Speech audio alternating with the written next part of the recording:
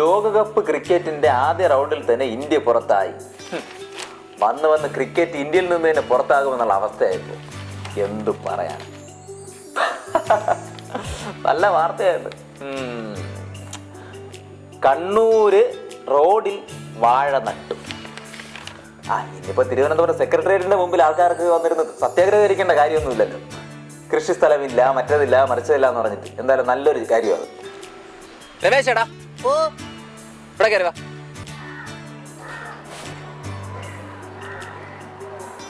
എടാ, നീ എന്റെ മോൻ ടിന്റുവിനെ കണ്ടോടാ? എന്താ കാര്യം? എടാ, അവന്റെ കരുനാക്ക് നിനക്കും അറിയാമല്ലോടാ. എടാ, അവന്റെ കരുനാക്ക് കാരണം എന്തെങ്കിലും പറഞ്ഞു കഴിഞ്ഞാൽ അതുപോലെ സംഭവിക്കും. ഇനിയിപ്പോ നീ ഇവിടെ നിന്നിട്ട് ഇനി അവനെ കാണണ്ട. കാര്യം എന്താണെന്നറിയോ? എന്റെ ചെവിയെ കുറിച്ച് എങ്ങാനോ നല്ലതെന്നെങ്ങാനും പറഞ്ഞു കഴിഞ്ഞാൽ എന്റെ ചെവി അപ്പോൾ താഴെ വിടും. നീ പൊയ്ക്കോ. പോ. അതാണ് നിനക്ക് നല്ലത്. നിന്റെ സമയം നല്ലതാണെങ്കിൽ നീ നേരത്തെ വീട്ടിൽ പൊയ്ക്കോ.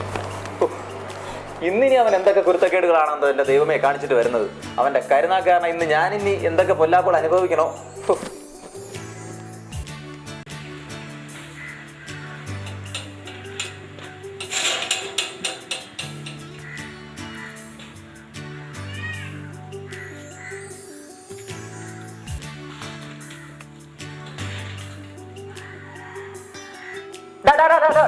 എന്താടാ അവിടെ?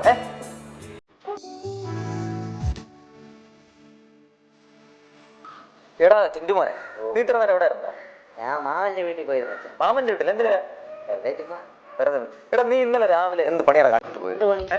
വീട്ടിലെ പുറകിലുള്ള വാഴത്തോട്ടം എല്ലാം നശിപ്പിച്ചിട്ടാ. എന്താണ് കാണിച്ചു വെച്ചത് അവിടെ? പിന്നെ എന്താ സംഭവിച്ചത് അവിടെ? ഞാനേ രാവിലെ ഉറക്കം ഒഴിച്ച് വെളിയിൽ ഇറങ്ങിയപ്പോഴേ അടുക്കള ഭാഗത്ത് നിന്ന് മോറീസ് കൊലയുണ്ടല്ലോ, കൊലച്ച് വലിയ കൊലയായിട്ട് നിൽക്കുക. ഞാൻ അമ്മയെ വിളിച്ചു പറഞ്ഞു, അമ്മയെ ഇതാ നോക്കി എന്ത് വലിയ കൊലയാന്ന് പറഞ്ഞു തീർന്നതും കൊല ഒഴിഞ്ഞു വീഴുന്നു. അല്ല, ഞാൻ ഒന്നും ചെയ്തില്ല. മതിയല്ലോ, ഇത്രയും മതിയല്ലോ. എടാ, നിനക്ക് നിന്റെ വല്ല കാര്യമുണ്ടോ? എടാ മോനെ, നിനക്ക് അറിഞ്ഞൂടെ? നീ എന്തെങ്കിലും ഇതുപോലുള്ള കാര്യങ്ങൾ നല്ലതാണെന്ന് ഞാനും പറഞ്ഞു തീർന്ന പിന്നെ കാര്യം നമുക്ക് ഒന്നുമില്ലാതായി കിട്ടും. ഞാനിപ്പോ എന്ത് ചെയ്യാനെന്നോ? മാമ എന്നെ വിളിച്ചോണ്ട് പോയല്ലേ രാവിലെ. നീ എന്തിനാ മാമന്റെ വീട്ടിൽ പോയത്? അതച്ഛാ, ഞാൻ ഇങ്ങനെ രാവിലെ ജോലിയും കൂലിയൊന്നും ഇല്ലാതെ ഞാൻ ഇങ്ങനെ കറങ്ങി തിരിഞ്ഞ് ഇവിടെ ഇരിക്കുകയായിരുന്നു കേട്ടോ. അപ്പോഴേ മാമൻ വന്നിട്ട് പറഞ്ഞ്, മക്കളെ ഒന്ന് വന്നേടാ, വീട് വരെ ഒന്ന് പോയിട്ട് വരാന്ന്. ഞാൻ വിചാരിച്ച് ചായയോ പരിചയോ എല്ലാം തരാന്ന് വിചാരിച്ച് ഞാൻ വീട് വരെ പോയി.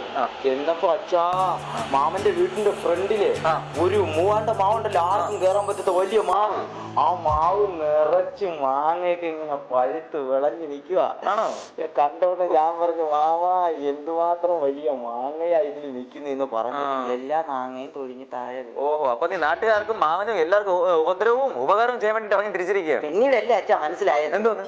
കൂലിക്ക് ആളെ കൊടുത്ത് പൈസ കൊടുത്ത് പറിക്കാതിരിക്കാൻ വേണ്ടിട്ട് മാമ എന്നെ വിളിച്ചോണ്ട് പോയല്ലേ. സംഭവം താഴെ ഇടാൻ.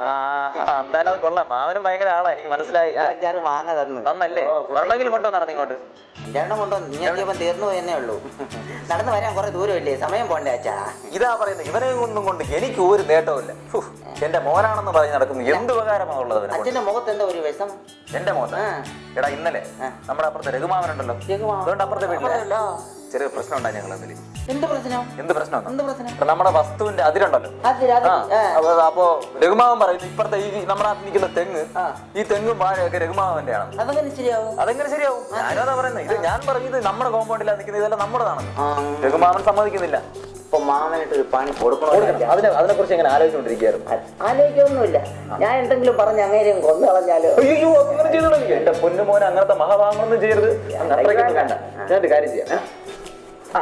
അതുകൊണ്ടാണ് ആ നിൽക്കുന്ന തെങ്ങ് കണ്ടോ? തെങ്ങും തോട്ടം രഘുമാവൻ ഇപ്പൊ അവിടെ നിന്ന് ഇങ്ങോട്ട് വരും. വരുന്നതിന് മുമ്പായിട്ട് മോനൊരു കാര്യം പറയണം. ആ നിൽക്കുന്ന തെങ്ങും തോട്ടത്തിലെ തെങ്ങുകളെല്ലാം ഇല്ലാതാക്കുക. തെങ്ങുകളെല്ലാം ഇല്ലാതാക്കണം. തേങ്ങകളെല്ലാം താഴെ വീട്ടെന്ന് പറയാം. മോൻ വിചാരിച്ചാൽ നടക്കും. എനിക്കറിയാം. ശരി, തേങ്ങ എങ്കിൽ തേങ്ങ. ഇനി എന്നെ കുറ്റം പറയോ? ഇല്ല. ഇതാണ് ഒരു പാലം വിട്ട് അങ്ങോട്ടും വേണം ഇങ്ങോട്ടും വേണം. ശരി. ഞാനും ഇങ്ങനെ എന്തെങ്കിലും കാര്യങ്ങളൊക്കെ ചോദിക്കും. അപ്പോഴില്ല എന്ന് പറയില്ല. ഇതാണ്. അപ്പൊ ഞാൻ പറയാം. അപ്പൊ ഈ തെങ്ങിലെ തേങ്ങയെല്ലാം നമുക്ക് എന്തെങ്കിലും പറഞ്ഞ് താഴെ ഇടാം. ഇല്ല, രഘുമാവൻ വരുമ്പോഴേ സ്കൂട്ടറിലല്ലേ പറഞ്ഞത്, പഞ്ചറാവട്ടെ എന്ന് പറഞ്ഞാ പോരെ? വേണ്ടല്ലേ? നിന്നെ കൊണ്ട് ഞാൻ പറയുന്ന ചെയ്താൽ മതി, അപ്പുറമൊന്നും ചെയ്യല്ലേ.